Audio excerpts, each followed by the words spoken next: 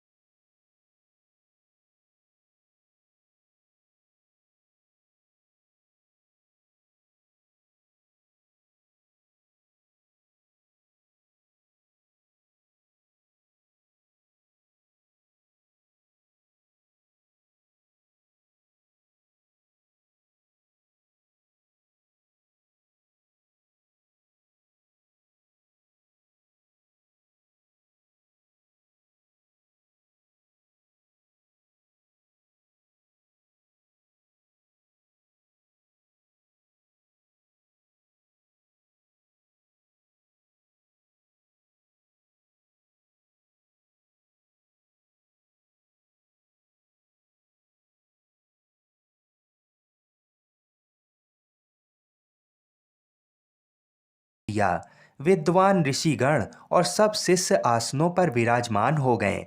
शौनकादि ऋषि ने पूछा, हे पूज्यवर महामते, कृपा ये बताने का कष्ट करें कि मंगलप्रद कष्ट निवारक ये व्रत सबसे पहले किसने किया और उसे क्या फल प्राप्त हुआ। तब श्री सूत जी बोले, आप सभी शिव के परम भक्त हैं। आपकी भक्ति को देखकर मैं व्रती मनुष्यों की कथा कहता हूँ, इसे ध्यान से सुनो। एक गांव में अति दीन ब्राह्मण निवास करता था। उसकी साध्वी स्त्री प्रदोष व्रत किया करती थी। उसे एक ही पुत्र रत्न था। एक समय की बात है, वह पुत्र गंगा स्नान करने के लिए गया। दुर्भाग्यवश मार्ग में चोरों ने उसे घेर लिया और वे कहने लगे कि हम तुम्हें मारेंगे नहीं, तुम अपने पिता के गुप्त धन के बारे में हमें बता दो। बालक दीन भाव से कहने लगा कि बंधुओं, हम अत्यंत दुखी दीन हैं, हमारे पास धन कहाँ है। तब चोरों ने कहा कि तेरी इस पोटली में क्या बंधा है। बालक ने निसंकोच कहा कि मेरी माँ ने मेरे लिए रोटियां दी हैं। ये सुनकर चोरों ने अपने साथियों से कहा कि साथियों, ये बहुत ही दीन दुखी मनुष्य है, अतः हम किसी और को लूटेंगे। इतना कहकर चोरों ने उस बालक को जाने दिया। बालक वहां से चलते हुए एक नगर में पहुंचा। नगर के पास एक बरगद का पेड़ था। वह बालक उसी बरगद के वृक्ष की छाया में सो गया। उसी समय उस नगर के सिपाही चोरों को खोजते हुए उस बरगद के वृक्ष के पास पहुंचे और बालक को चोर समझकर बंदी बना राजा के पास ले गए। राजा ने उसे कारावास में बंद करने का आदेश दिया। ब्राह्मणी का लड़का जब घर नहीं लौटा, तब उसे अपने पुत्र की बड़ी चिंता हुई। अगले दिन प्रदोष व्रत था। ब्राह्मणी ने प्रदोष व्रत किया और भगवान शंकर से मन ही मन अपने पुत्र की कुशलता की प्रार्थना करने लगी। भगवान शंकर ने उस ब्राह्मणी की प्रार्थना स्वीकार कर ली। उसी रात भगवान शंकर ने उस राजा को स्वप्न में आदेश दिया कि वह बालक चोर नहीं है, उसे प्रातःकाल छोड़ देना, अन्यथा उसका सारा राज्य वैभव नष्ट हो जाएगा। प्रातःकाल राजा ने शिव जी की आज्ञा अनुसार उस बालक को कारावास से मुक्त कर दिया। बालक ने अपनी सारी कहानी राजा को सुनाई। सारा वृतांत सुनकर राजा ने अपने सिपाहियों को आदेश देकर उस बालक के घर भेजा और उसके माता पिता को राज दरबार में बुलाया। उसके माता पिता बहुत ही भयभीत थे। राजा ने उन्हें भयभीत देखकर कहा कि आप भयभीत ना हों, आपका बालक निर्दोष है।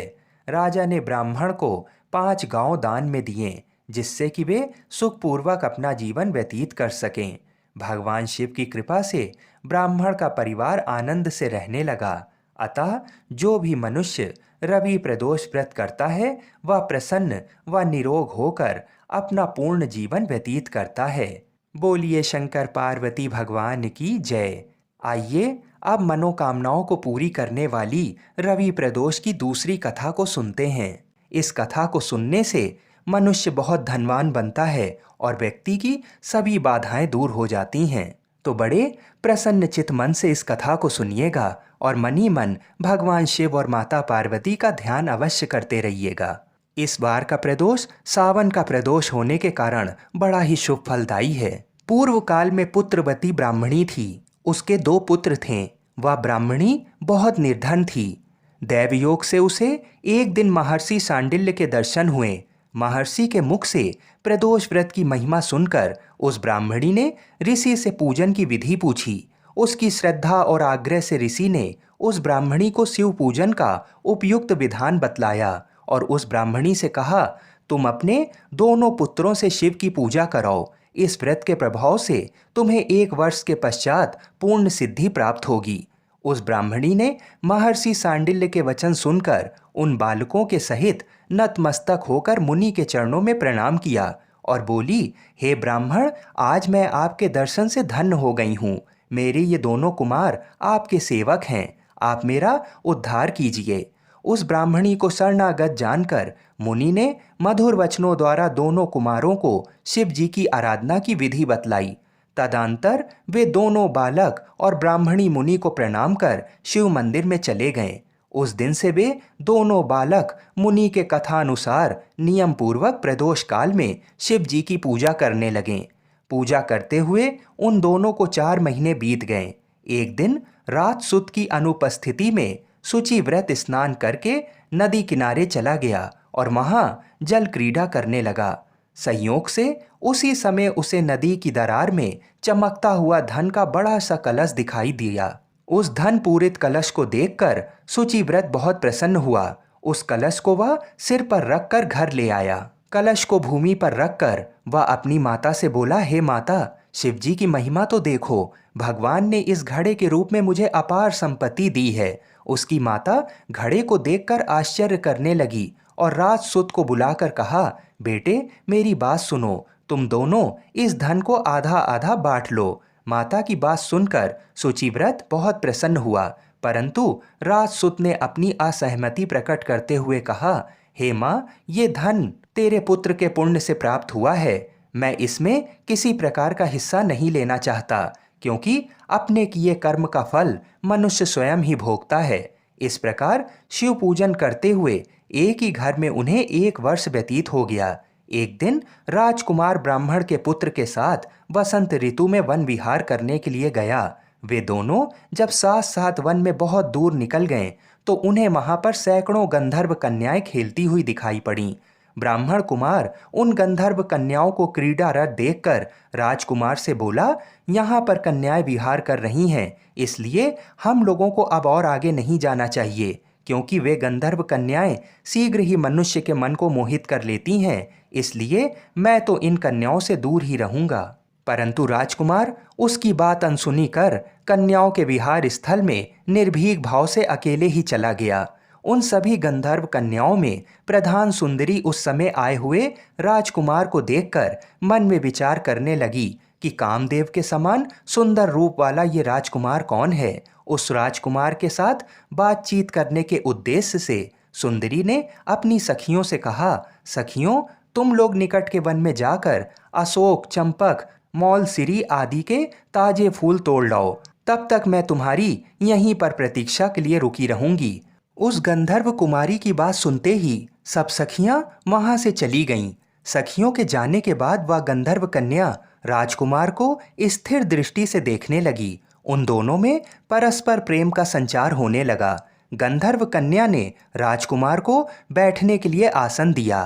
प्रेमालाप के कारण राजकुमार के सहवास के लिए वह सुंदरी व्याकुल हो उठी और राजकुमार से प्रश्न करने लगी, हे कमल के समान नेत्रों वाले, आप किस देश के रहने वाले हैं? आपका यहाँ आना क्यों हुआ है? गंधर्व कन्या की बात सुनकर राजकुमार ने जवाब दिया, मैं विदर्भ राज का पुत्र हूँ। मेरे माता पिता स्वर्गवासी हो चुके हैं। शत्रुओं ने मुझसे मेरा राज्य हरण कर लिया है। यह बात सुनकर कन्या ने विवाह हेतु राजकुमार को अपने पिता से मिलवाने के लिए दूसरे दिन बुलाया। दूसरे दिन गंधर्व कन्या द्वारा निश्चित दिन वह राजकुमार शुचिव्रत के साथ उसी वन में पहुंचा। वहां पहुंचकर उन लोगों ने देखा गंधर्व राज अपनी पुत्री अंशुमति के साथ उपस्थित होकर प्रतीक्षा में बैठे हैं। गंधर्व ने उन दोनों कुमारों का अभिनंदन करके उन्हें सुंदर आसन पर बिठाया और राजकुमार से कहा, मैं परसों कैलाशपुरी को गया था। वहां पर भगवान शंकर पार्वती सहित विराजमान थे। उन्होंने मुझे अपने पास बुलाकर कहा, पृथ्वी पर राज्यच्युत होकर धर्मगुप्त नामक राजकुमार घूम रहा है। शत्रुओं ने उसके वंश को नष्ट भ्रष्ट कर दिया है। वह कुमार सदा ही भक्ति पूर्वक मेरी सेवा किया करता है। इसलिए तुम उसकी सहायता करो जिससे वह अपने शत्रुओं पर विजय प्राप्त कर सके। इसलिए मैं भगवान शंकर की आज्ञा से अपनी पुत्री अंशुमति आपको सौंपता हूँ।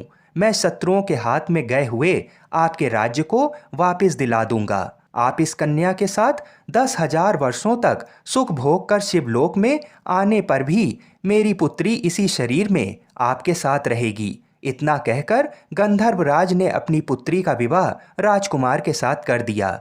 दहेज में अनेक दास दासियां तथा शत्रुओं पर विजय पाने के लिए गंधर्वों की चतुरंगिणी सेना भी दी। राजकुमार ने गंधर्वों की सहायता से शत्रुओं को नष्ट किया और वह अपने नगर में प्रविष्ट हुआ। मंत्रियों ने राजकुमार को सिंहासन पर बैठाकर राज अभिषेक किया। अब वह राजकुमार राज सुख भोगने लगा। जिस दरिद्र ब्राह्मणी ने उसका पालन पोषण किया था उसे ही राजमाता के पद पर आसीन किया गया। वह शुचिव्रत ही उसका छोटा भाई बना। इस प्रकार प्रदोष व्रत में शिव पूजन के प्रभाव से वह राजकुमार दुर्लभ पद को प्राप्त हुआ। जो मनुष्य प्रदोष काल में अथवा नित्य ही इस कथा को श्रवण करता है वह निश्चय ही सभी कष्टों से मुक्त हो जाता है और अंत में वह परम पद का अधिकारी बनता है। बोलिए शंकर पार्वती भगवान की जय। तो आज मैं आपको सुना रहा हूँ भगवान शिव और माता पार्वती की